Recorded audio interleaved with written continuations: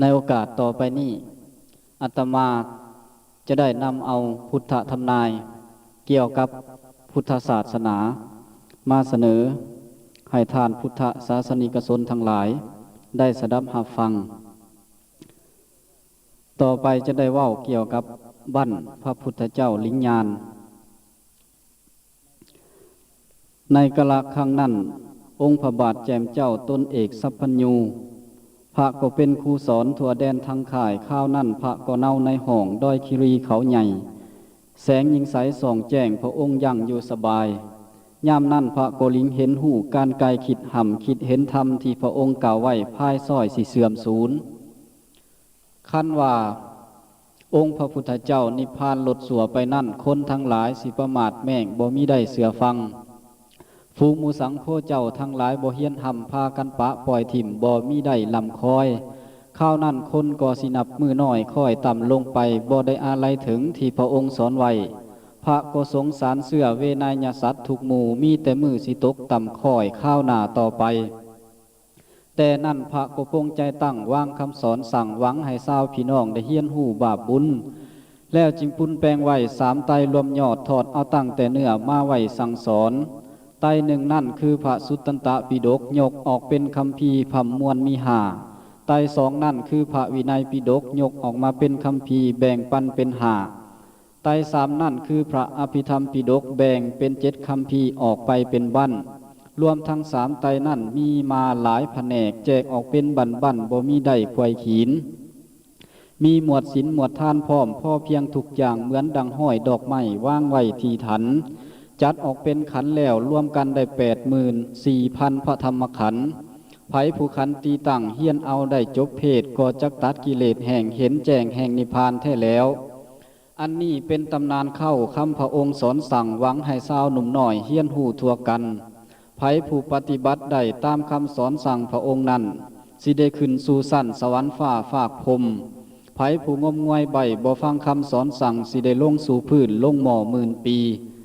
อันว่าคำสอนจอมุนีสอนสั่งมานั่นแยกออกเป็นขันเสมอดามดังกระไดพระก็ย้ายตามขันปั้นไปเป็นคู่จัดเป็นหมวดเป็นหมู่ไว้วางเข่าคู่กันขั้นว่ามีศีลแล้วมีทานเขาเป็นคู่กันแล้วมีภาวนาแล้วอยู่แล้วปัญญาเข่าคู่กันขั้นว่ามีบาปแล้วมีบุญเขาเป็นคู่กันแล้วขั้นว่ามีมรรคแล้วมีผลเขาเป็นคู่มีเกิดแล้วมีตายเขาเป็นคู่กันนั่นแล้วอันนี้พ่อแต่ได้รหัสให้พ่อแต่ไขรหัสให้เห็นทางเที่ยวทองขอแต่หนักปัดเจ้าฟังแล้วหาหินตองนั่นถอนตามที่อุปมามานี่พ่อเพียงเป็นสังเขปว่าแต่พ่อย่อๆตามให้สองเห็นแท้แล้วพระก็จัดเอาไว้ปั้นไปให้เป็นหมู่แล้วจึงมอบให้พระสังฆเจ้าเฮียนหูต่อมามีกำหนดไว้5,000 ปีเป็นเขตพระก็เทศไว้ในหันสู่ประการแท้แล้วนัตถิบันองค์พุทโธลิงลำไปนาพุ่นยังสีกวงกว่าหลังเจ้าเอ๋ยต่อไปบ้านพระอินทร์ทูลถามพระพุทธเจ้าบัดนี้จักกล่าวกำเทวราชอินตาก่อนแล้วพระก็นาวิมานทองที่ดาวดิงฟ้าวันนั้นพระก็แย่งยานกล่าวไปมาคณิงหำคิดเห็นธรรมที่พระองค์กล่าวไว้วันหน้าต่อไปคันว่าจอมไตเจ้าราชการก้าวลวงไปนั้นจักสิดีหรือสัวหายพ่ายพุ่นจังใดพระจักวางศาสนาไว้เท่าใดปีเป็นแหน่ก็บ่ฮู้เที่ยงแท้ทางหน้าต่อไปบัดนี้ควรกุลงไปไหววันท่าถามเหตุก่อนแล้วพอให้ฮู้เงินเข้าเมื่อหน้าต่อไปดอมว่าคิดคนิ่งแล้วเสด็จด่วนลงมาถึงที่ดอยคีรีที่พระองค์เศร้ายั่งแล้วจึงบังคมไหววันทาทูลบาทตามที่คิดขาดไหวไขขอกาวจาข้าก็เอาในสั้นดาวดิงเทวโลกภายพุ่นคิดไขหูแห่งพื้นภายซอยศาสนาจึงได้วันท่าให้วันท่าถามจึงได้วันท่าไหววันท่าถามเหตุขอพระเทศให้เห็นแจ้งต่อไปได้ถอนอันว่าคนในพื้นสมภูมนุษย์สาโลกเฮานี่ไผผู้เพียรก่อสร้างบุญสิได้หอมใดนับตั้งแต่พระบาทแจมเจ้าเข้าสู่นิรพานถึงนานปานใดดังถึงนานไปดังใดได้เจ้าหรือจะเต็มตามเข้าคือพระองค์ยังอยู่หรือจะตกต่ำค่อยพายซ้อยเมื่อรุ่นหรือว่าคำสอนเจ้าจอมพระคุณยังตั้งเที่ยงหรือจะบิดเบี่ยงเลี้ยวศูนย์สิ้นเมื่อใด ขอแต่จอมไตเจ้าเทศนาผายโผดพ่อให้หู้แห่งพื้นพ่ายซอยศาสนาแด่ถอน เมื่อนั่นพระตถาคตเจ้าองค์เอกสัพพัญญูก็จึงเทศนาสอนต่อพระอินทร์องค์ล่ำว่าดุราอินทาไทยต้นประเสริฐบ่ผิดเฮาจักทำหน่วยติดต่อไปภายหน้าจงให้ซักโกไทยอินทาจำจือเอาถอน หากจักเห็นเทียงแท้พ่ายซอยบ่นานนับตั้งแต่เฮาพระองค์เขานิรพานลดสัวไปนั้น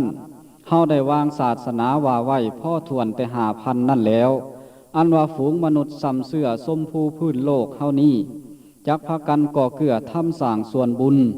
ก่อบ่ปุนปานเบื้องเฮาพระองค์ยังอยู่นับแต่มือสิสุดสิสวยไปหน้ายิ่งสิแหลมขอให้อินทาไทยจงแนมดูหลิงลำหันถอนคนทั้งหลายก็จะตกคำค่อยไปหน้าสู่พันนั่นแล้วต่อไปแมนบั้นทำนายอายุคนตามแต่ละพันปีเมื่อนั่นนาโถไทยทำนายให้เห็นทางสักสหน่อยพอให้หู้แห่งพื้นพ่ายซอยศาสนาก่อนแล้วอันหนึ่งอันว่าพันที่1นั่นคนสูงได้6 ศอกอายุยืนหอดห้อยจึงเท่าแก่สลาคันว่าไผทำบุญสร้างอานิสงส์มีมากบุญหักมาซอยคำนำอยู่ต่อไปดนนานได้ประมาณถึง100,000 โกฏศาสตร์เพราะฤทธิ์ที่แก่กล้ากระทำสร้างส่วนบุญบ่ได้ปุ้นแปลงปีนแปรไปทางใหม่ทางผู้หับผู้ให้ใสแจ้งดังกันแท้แล้วอันว่าพันที่2นั่นคนสูงได้5 ศอกอายุยืนได้80 ปีหลวงแล้วจึงเท่าแก่สราเทื่อนี้ไผผู้ทำบุญสร้างอานิสงส์ลดหย่อนลงแล้วบุญจักมาส่งสอนสู้ไว้ต่อไปดนนานได้ประมาณถึง100,000 ศาสตร์เพราะศรัทธาบอกกล้ากระทำสร้างส่วนบุญเหตุบ่ปุ้นแปลงไว้มีใจงวยเงียงทั้งผู้หับและผู้ให้บ่มีได้เที่ยงธรรมแท้แล้วอันว่าพันที่3นั่นคนสูงได้4 ศอกอายุยืนยาวได้60 ปีหลวงแล้วจึงเท่าแก่สราเทื่อนี้ไผผู้ทำบุญสร้างอานิสงส์ลดหล่าลงแล้วบุญจังมาสอยค่ำนำอยู่ต่อไปดนนานได้ประมาณถึง10,000 ศาสตร์เพราะศรัทธาเสื่อมซ้อยถอยฐานต่ำลงเหตุว่าคนข่าวนี้บ่ปงใจแนวแน่ทั้งผู้หับและผู้ให้หวังได้แต่รวยแท้แล้วอันว่าพันที่4นั่นคนสูงได้3 ศอกอายุยืนยาวได้50 ปีเป็นเขตจริงแลต่อไปพรรณนาเหตุการณ์1,002พอเมื่อศาสนาหลวงล่ำเลยเขต1,000พวกพระอรหันตาสงฆ์ก็บ่มีมดเสียงมีแต่เพียงสมมุติสงฆ์แท้ทั้งหลายยังอยู่หาผู้สอนสั่งให้เห็นแจ้งก็บ่มีเกิดบ่สามัคคีกันขึ้นเห็นไปคนละอย่างต่างก็อวดสลาดหู้บ่มีง้อต่อกันล่วงมาถึงคราวนั้น1,700 ปีเป็นเขตก็เลยเกิดเหตุห้ายพ่ายแม่งตากแตกกันไผก็ดันดึงดื้อบ่คือกันถือหีบหันไปคนละด้านบ่มีย่านย้อนกันอันว่าลักวินัยเจ้าองค์พุทโธสอนสั่งมานั้นพากันไล่ละถิ่มบ่มีได้เสือฟังฝูงหมูสังโฆเจ้าทั้งหลายแตกเป็นหมู่ไปอยู่ไผอยู่มันเป็นคณะพวกพ้องบ่มีได้ห่วมกันอันว่าสงข้าวนั่นปันไปเป็น4 พวกหนึ่งนั่นมีอยู่100,000 ปลายพวกที่2บ่หลายมีเพียง80,000พวกที่3บ่ลื่น60,000พอดีพวกที่4นั่นมีอยู่เพียง40,000แยกไปตามแผ่นพื้นเมืองเท่าทีไกลก็จึงไปสอนให้ประชาชนพวกละแหงหาประกาศตามประเทศใหญ่น้อยวางไว้ศาสนาคนจึงพากันได้ถือไปพวกละอย่างศาสนาก็จึงต่างแต่พุ่นเลื่องเลื่อยต่อมาแท้แล้วอันนี้ในตำรากอมหนังสือเพื่อนเมืองก็เก่าต่างกับข่าวเมืองข้างลังกากว้างไหลนี้เป็นข่าวปีสุดท้ายภายหลังข้างก่อนตอนพระอรหันต์สิ้นแล้วเลื่องเลื่อยต่อมาแท้แล้วขั้นว่าศาสนาลวงได้ 1,600 ปีบ้านเมืองมีความสุขทั่วแดนดินฟ้าฝูงหมู่ราชาเท่าทรงเมืองทุกแห่งพากันแบ่งเขตขันกันแท้ทั่วไปตามแต่ไผมันได้ดินแดนน้อยใหญ่เมดทั่วทุกภาคพื้นเพียงพร้อมพำกันอันว่าตามหนห้องหัวเมืองน้อยใหญ่ไผก็ตกแต่งสร้างเมืองไว้แข่งกันขั้นว่าศาสนาลวงได้ 1,700 ปีบ้านเมืองมีความสุขทั่วแดนดินดาวฝูงมูราซาเท่าทรงเมืองทุกแห่งเกิดญาติแยงเขตขันกันแท้ทั่วไป ต่างก็ก้อยใจสู่สังคมเขียวคุณคุมพวกพ้องพ้นล้านเขาใส่กันอันว่าขุนทวนพร้อมพญาเมืองหน่อยใหญ่ไผก็ว่าไผเก่งกล้าหุ่มข่าวุ่นวายต่างฝ่ายต่างก็บ่ยอนย่านญาติแยงเอาเมืองจนว่าฝูงคนตายมอดสิวังหลายล้านนับแต่พากันสู่สงครามนานยิ่งหลายสิบปีต่อต้านบ่มีย่านยอนกันอันว่าในหนห้องสมภูกว้างใหญ่ทุกยอมหญ้าเฮห้อนดังไฟแต่นั่นเลยเหล่าห้อนฮอดไทยเทวราชอินทาพระก็มองหลิงเห็นโลกคนภายใต้ก็จึงเชิญเอาได้เทวบุตรตนประเสริฐมาเกิดขึ้นในโลกเมืองมนุษย์ชื่อว่าพญาธรรมิกราชปราบสมภูพื้นพอแต่สังขารขึ้นและดูถึงแถมถ่ายมานั้นได้1,800 ปีล่ำลวงมาแท้แล้วนับแต่ราชาเจ้าพญาธรรมลงมาเกิดคราวนั้นฝูงหมู่คนมากล้นสมภูพื้นอยู่เย็นอยู่ทางบำเพ็ญสร้างสินทานถูกเศร้าคำบ่มีคำเดือดร้อนเครื่องขอนดังใดแดนแต่ในหนห้องหัวเมืองหน่อยใหญ่พระก็สอนสั่งให้เห็นหูสู่พญาให้เขาพากันสร้างทางธรรมพุทธบาทบ่ได้ให้ญาติแย่งเมืองบ้านแห่งกันอันว่าฝูงซุ้มเสือชาวสนพวกไผ่ทุกแห่งห้องย่อย่องทั่วไปอันนี้เป็นผอบุญคุณเจ้าพญาธรรมิกราชมาเหลื่อมกลุ่มกวมพื้นแผ่นไตขันผาดับขันแล้วไปเกิดเมืองสวรรค์นาวิมานทองที่เทิงนครฟ้าแต่นั่นฝูงมนุษย์สาเสือสมภูลำบากไปแล้วปวงหมู่คนมากล้นบ่คือด้ามดังหลังอันว่าสังโฆเจ้าทั้งหลายยังอยู่หาผู้เฮียนหำหูพระธรรมถ่วนก็บ่มีฝูงหมู่ซี่ซาวเสือสามเณรบ่เฮียนหำเฮียนก็หากเฮียนแต่น้อยพ่อใส่ส่วนตัวบ่ได้เฮียนเพื่อใส่ทางฝ่ายปฏิบัติเพื่อจะตัดโลกีกายเมืองฟ้าฝ่ายวาราชาเจ้าทั้งหลายก็ญาติแย่งกันแล้วแบ่งดินแดนกันบ่แล้วเพ่ม่างอยู่บ่เซาเอาแต่โลพาเข่าซิงกันญาติไผ่เมืองใหญ่ๆญาติเอาเมืองน้อยๆวายวุ่นบ่ขาดสายมันจะเป็นไปหนา2,000 ปลายบ่ได้ขาดหากจักเห็นประหลาดล่ำไปหนาสู่พันแท้แล้วอันว่าพวกไผ่น้อยบ่ย่านแห่งพระราชาฝูงลูกหลานก็บ่ฟังคำเถ่าฝูงลูกเต้าก็บ่กลัวเกรงพ่อแม่พวกหมู่เด็กหนุ่มน้อยบ่ย่ำเถ่าแก่สลาจึงได้พากันอึดอยากเข่าซิงกันญาติแย่งบางแห่งถูกเทียงแท้เหลือล้นลืนประมาณฝูงหมู่คนพานเข่าซิงเอาด้วยอำนาจไปเที่ยวหาญาติแย่งตีขาเข็นเขาพิษจากคลองธรรมเจ้าองค์พุทโธสอนสั่งมานั้นศีลธรรมฐานกล่าวไว้บ่มีได้เสือฟังแท้แล้วก็จึงเป็นเข็นของโพยภัยดังกล่าวมานี้เมดทั่วทุกประเทศเท่าก็โดยด้ามดังกันอันว่าขุนกวนพร้อมเสนาทุกหมู่ก็ดีมีแต่ผู้อวดสลาดหู้ไว้เจ้าอยู่บ่เซาแท้แล้วเมดบดบั่นพันถวน2ไว้เสียก่อนแล้วทอนี่ถวายไว้หำคนิ่งแด่ถอนพรรณนาเหตุการณ์พันถวน3พอเมื่อศาสนาหลวงล่ำเลยเขต 2,000 ปีพระผู้ทรงไตรปิฎกก็บ่มีหมดเสียงมีแต่เพียงพอหู้เฮียนไปขอนครึ่งบ่ได้เฮียนตลอดล้วนถึงถวนดังเดิมแดนแต่พันที่3เข้ามาถึงใหม่ๆได้2011 ปีล่วงแล้วแถมถวนถ่ายมาฝูงประชาชนเสื้อชาวซุมพวกไผ่ทั้งผู้ใหญ่และผู้น้อยพ้อยเลี้ยวลายพางลางคนอุตริขึ้นสำคัญตนว่าวิเศษว่าตนมีเดชกล้าเหาะได้อวดซานว่าจะทะยานเทิงฟ้าเวหาให้คนบึงเป็นอุบายหลอกล่อให้คนง่อทั่วไปบางพองอวดว่าตนสิได้เป็นใหญ่ในสมภูบางพองพากันตัวว่าพระอินทร์สิมาเยี่ยมบางพองเตรียมตัวถ่าพญาธรรมิกราชบางพองอวดว่าตนสลาดหูเห็นแท้สู่อันมันหากเป็นดังนี้พ่อขึ้นใหม่พันที3มีแต่พากันตัวว่าตนสิเป็นเจ้าบางพองร่วมกันเข่าหลายคนเป็นผักพวกสมมุติผู้หนึ่งขึ้นเป็นเจ้าโจกจอมปลอมแปลงตัวเป็นเจ้าพญาธรรมิกราชพากันหนบนอบไหวพ่อล่อหลอกคน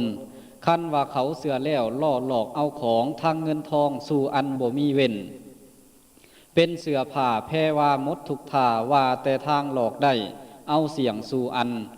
พอถึงพันที่สามเข้ามาถึงข่าวทำอิฐคนหากเป็นดังนี้เลื่องเลื่อยอยู่บ่อเศร้าข้าวนั่นยังมีหาแจมเจ้าต้นวิเศษมหาคุณก็หากมีบุญหลายลื่นคนทางค่ายทานก็มาก่อสร้างพุทธรูปทั้งหลายไปเที่ยวยายแจกกันเอาไว้แต่ว่ารูปของพระแก่นไทยสร้างไว้บ่คือกันองค์ที่หนึ่งนั่นชื่อว่าธรรมจุลเอาทองดีหล่อพุนแปลงปั้นแล้วจึงเอาไปไว้เมืองไกลประเทศอื่น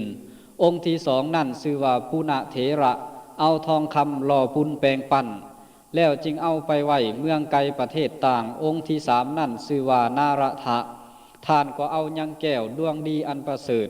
มาก่อสร้างแปลงปั้นรูปพระองค์แล้วจึงเอาไปไว้ทางเมืองเหนือแห่งหนึ่งองค์ที่สี่นั่นชื่อว่าคุตระเถระเจ้าเอาแก่นจันหอมมาแปลงปั้นเป็นรูปองค์พุทโธเจ้าแล้วจึงเอาไปไว้เมืองลังกาอีกแห่งหนึ่งสี่องค์นี้ท่านเอามาสร้างพันที่สองค่อยต่ำๆหันแล้วองค์ที่หานั่นชื่อว่าธรรมราชเจ้าแปลงด้วยรูปหินก็หากหินแก่นแท้บ่มีทรายแกมก็หากมีราคาค่าเมืองแสนล้านท่านก็เอามาสร้างพันที่สามขึ้นใหม่ๆหันแล้วเพื่อให้เป็นมิ่งมั่นเมืองบ้านต่อไปอันว่าพระพุทธรูปเจ้าจอมไตรดังกล่าวมานี้สร้างไว้กับศาสนาพระพุทธเจ้าถึงเท่าฮอด5,000พุ่นแล้วอันว่าพระพุทธรูปนี่พายลุนจักย่ายทีไปอยู่ตามธานีใหญ่น้อยเมืองเท่าทีไกลถ้าว่าเมืองใดๆพุทธรูปอันเป็นทองดังนั้นอันว่าอามาตย์เท่าทางหมู่เสนาจักพากันขบฏบ่เสือฟังคำเจ้าเขาจักซิงกันเข้าคุมเอาญาติแย่งมีแต่ฟันและแทงกันอยู่เรื่อยบ่มีได้ขาดสายส่วนว่าสังโฆเจ้าทั้งหลายก็บ่ซื่อมีแต่คิดโลภเลี้ยวหารายได้เข้าใส่ตัวตั้งบอกว่าเก่งขอคำพระองค์สอนสั่งสิกขาวินัยเพิ่นกล่าวไว้บ่มีได้เสือฟังแท้แล้วถ้าว่าเมืองใดๆพระรูปทองคำดังนั้นอันว่าคนเมืองนั้นบริบูรณ์ทุกอย่างบ่มีทางเดือดร้อนเครื่องขอนดังใดฝูงมูราซาไทยทรงเมืองก็ตั้งเทียงบ่ได้คิดเบี่ยงเลี้ยวล่วงล่อลายพางอยู่ทางพากันสร้างหน้าสวนหัวไห่ฝูงหมู่พ้นไผ่พร้อมเมืองบ้านก็อยู่เย็นแท้แล้วถ้าว่าเมืองใดๆพระพุทธรูปจันหอมดังนั้นอันว่าคนเมืองนั้นเป็นสงครามบ่ได้ขาดมีแต่คิดญาติแย่งเมืองบ้านแห่งกันก็หากจาบันแท้หากินลำบากมีแต่ถูกยากเยื่อนเลวสู่ตั้งแต่กันนั่นแล้วถ้าว่าเมืองใดๆพุทธรูปศิลาหินดังนั้นอันว่าคนเมืองนั้นหากินก็หากง่ายเลิงแล้วทุกทั่วของเขตข่ายเมืองบ้านก็อยู่เย็นบ่ได้เป็นเข็นของเครื่องเข็นเขี่ยวคุณสังแล้วมีแต่พูนเพิ่มขึ้นเมืองบ้านอยู่กระเสริมส่วนวาลาซาเจ้าก็ทรงทำทศลาดฝนก็ตกหยาดย่อยพมพื้นพำเสมออยู่ทางพากันสร้างหน้าสวนหัวไห่ฟูงหมู่พืชหวานไหวก็เคี้ยวอ้วนของงามแท้แล้วถ้าว่าพระพุทธรูปแก้วไปอยู่เมืองใดฟูงหมู่เสนาในบ่สื่อตรงตามเจ้าเขาจะพากันเข่าซิงกันอยากเป็นใหญ่ไผก็หาส่องเข่าคอยแย่งตำแหน่งกันอันว่าเมืองเดียวใดเลวกันเขี่ยวคุณคิดจักเอาอำนาจกล้ามาไว้ใส่ตัวตั้งบอกว่ากันแท้ทางใดจักอย่างหาแต่ทางสีม่างมองเข่าใส่กันอันว่าสังโฆเจ้าพิษเถียงกันแย่งลาบไผก็ว่าไผเก่งกล้าบ่มีง้อต่อกันอันว่าอารามก้วงก็ปันกันเป็นเขตฝูงหมู่สังฆเพศเจ้าบ่มีได้เทียงตรงแท้แล้วต่อแต่นั่นไปหน้าวัดสาการก้าวหลวงไปนั่นพระพุทธรูปเจ้าทั้งหาสิมาโฮมกันอีกแล้วอันว่าในคราวนั้นพญาธรรมสิมาเกิดก็หักประเสริฐแท้ทั้งข่ายทั่วไปไผผู้พอใจด้วยอยากเกิดห่วมพญาธรรมดังนั้นจงให้จำศีลทานสู่วันแรงเศร้าหากจะเห็นจอมเจ้าพญาธรรมมิกราชสมดังหมายมาดมุ่งมโนเจ้าสู่ประการแท้แล้วส่วนว่าพญาธรรมนั่นสิลงจากเมืองสวรรค์มาเกิดในปีสันส่วนสีมาภายหน้าข้าวนั่นคนก็พากันสร้างสมภารเฮืองหุ่งบ่อหอนทุกยากยุ่งเสมอด่ามดังทุกวันนี่นา คันว่าศาสนาหลวงเข้าพันปีที่สามมาใหม่ดังนั้นก็หากเห็นต่างแท้มาเรื่อยบ่เซาส่วนว่าสังโฆเจ้าทั้งหลายก็หากต่างมาแล้วบ่ฮอนคือตั้งแต่ต้นตอนกี่เก่าหลังสงฆ์ก็พากันถิ่มอารัญญาวัดป่ามาแล้วจึงพากันมาอยู่ใกล้หิมบ้านบ่ไกลแท้นาก่อนจะเป็นดังนี้มีเรื่องเดิมมายังมีอุปสกเจ้าใจบุญผู้หนึ่งมีศรัทธาก่อสร้างศาลาไว้ทอดทานติดกันกับหิมบ้านบ่มีเกินไกลเขตแล้วจึงสร้างพระพุทธรูปเจ้าประจำไว้ที่ควรทานก็อุปถากเจ้าพระพุทธรูปตามศรัทธาเที่ยวมาปฏิบัติบ่ขาดวันแรงเศร้าแต่นั่นฝูงสังโฆเจ้าไปมาบิณฑบาตทานก็นิมนต์อยู่ยั่งเศร้าหันผักพาบางองค์นั่นมาเศร้าหน่อยหนึ่งหายเมื่อยแล้วก็เดินดั่นดุงไปบางองค์นั่นก็พากันหยุดอยู่พักผ่อนหันสันแล้วจึงคอยไปหลายวันได้หลายเดือนแถมถ่ายมานั้นอันว่าฝูงหมู่บ้านก็เห็นพร้อมพำกันเขาก็นำเอาได้โภชนังทุกสิ่งมาลำเลี้ยงพระสงฆ์นั่นซอยกันเห็นแต่สังโฆเจ้าพวกหมู่ชาวภิกขุก็จึงพากันมาพักเศร้าทวีขึ้นบางองค์นั่นเศร้าสันนอนอยู่บางองค์อดอยู่ยั่งเศร้าหันห่วมนอนแต่นั่นอุปสกเจ้าผู้ก่อนศรัทธาเดิมก็จึงนิมนต์เอาสงฆ์อยู่จำพรรษาหันก็หากเป็นดังนั้นนานไปจนตลอดฝูงหมู่บ้านเหล่านั้นก็โดยด้ามดังกันแต่นั่นสังโฆเจ้าก็เลยลาวัดป่าพากันมาอยู่ตามวัดบ้านเลื่องเลื่อยโบต่อมาแท้แล้วส่วนว่าฝูงประสาเสือเศร้าซนเกิดใหม่เลยเข้าใจว่าแมนวัดบ้านเป็นต้นต่อมาอันว่าวัดบ้านนี่องค์พุทโธบ่ได้แต่งดอกนามันหากเป็นใหม่ขึ้นข้าวนี่ดังกล่าวมาแท้แล้วคนจึงพากันสร้างตามกันขึ้นใหม่บ้านใหญ่ๆน้อยๆก็พลอยสร้างดังกันอันว่าวัดป่านั่นพุทธบาทบัญญัติเป็นปฐมมูลวัดแต่เดิมดาเข้าคือดังเวรุวันเจ้ามหาวิหารวัดใหญ่พญาพิมพิสารสร้างไว้ถวายให้แก่พระองค์นั่นแล้วก็หากไกลจากบ้านเศร้าหาพระสุคตเป็นประมาณตามตำนานในแผนกล่าวมามีไว้แม้นว่าไผจักมาสร้างก่อวัดใหญ่ถวายองค์ก็ดีต้องให้ตรงตามหลักที่พระองค์วางไว้บัดนี้คนหักไล่เสียถิ่มคลองหลังของเก่ากับเอาวัดมาอยู่ใกล้หมู่บ้านเลื่องเลื่อยต่อมายามเมื่อกุลบุตรเจ้าบวชใหม่เป็นภิกขุนั่นนาอุปัชฌาย์ก็ยังบอกตาวเทสั่งสอนให้เฮาฮู้ว่ารุขะมูลเสนานั่นนำพาบนบอกกับคูหามียังอีกซ้ำสอนให้สู่อันขั้นว่าหับเอาแล้วก็ไล่ล่าปะปล่อยฝูงวัดป่าก็หักตกต่ำต้อยหายจ่อยเท่าทุกวันนี่แล้วต่อแต่นั่นไปสาวสมภูก็หากต่างไปแล้วบางพองลงบางพองขึ้นเลื่องเลื่อยบ่อเศร้าส่วนว่าลาซาเจ้าปกครองก็บ่เที่ยงหาแต่ทางเบี่ยงเลี้ยวเลี้ยวสู่ตั้งแต่กันนั่นแล้วอันว่าในหนห่องสมภูกว้างใหญ่ไผก็เตรียมต่อสู่สะสมไว้สู่เมืองมีแต่เครื่องคุมเข่าขันเอาถูกบ่อนบังเกิดการเดือดร้อนทั้งข่ายทั่วไปไผก็พุ่นแปลงตั้งลาซาไว้ตุ่มไผ่ขั้นกิเลสเจ้าแก่กล้าก็กุ้มขาตั้งแต่กันอันว่าตามหนห่องหัวเมืองน้อยใหญ่บ่มีไผอ่อนน้อมยอมขึ้นแก่ไผต่างก็ย่อพ้นผู้พ้นแสนเข่าใส่เมืองใหญ่ๆญาติเอาเมืองน้อยๆทั้งข่ายญาติทั่วแดนอันว่าพ้นแสนล้านตายกองกันอนันเนกก็หากมีไข่ขอนเสมอด้ามดังขอนแท้แล้วอันนี้เพราะเพื่อโมหังหุ่มอวิชชาเกื้อกอมจึงได้เกิดเดือดร้อนเลวสู่ตั้งแต่กันอันว่าสังโฆเจ้าพวกหมู่มวลภิกขุพากันไล่คำสอนแห่งองค์พุทโธเจ้าเอาแต่ใจโตแท้บ่ทำตามคำสั่งสิกขาบทเพิ่นว่าไว้บ่มีได้เสือฟังฝูงหมู่สังโฆเจ้าทั้งหลายบ่ย่านย้อนกันแล้วไผก็ว่าไผเก่งกล้าบ่มาง้อต่อกันอันว่าครองอุปสมบทเจ้าบ่ทำตามเต็มส่วนทำแต่อานิยตและสังฆาทิเศษเท่านั้นบ่เลิงถ่วนดังเดิมแดนแต่ตกถึงเท่า 2,000 ปีปลายเศษเพศพระสังฆเจ้าก็สูญเศร้าคำลงยังแต่ทรงเพศเพียงผ้าพรพื้นเหลืองส่วนสิกขาวินัยก็ขาดไปเลื่องเลื่อย เลยบ่เต็มตามขอคือพระองค์ยังอยู่เพราะภิกขุประมาทม่างทำเสื่อมศาสนาบางองค์ไปหาหลินตามทางละหิมทา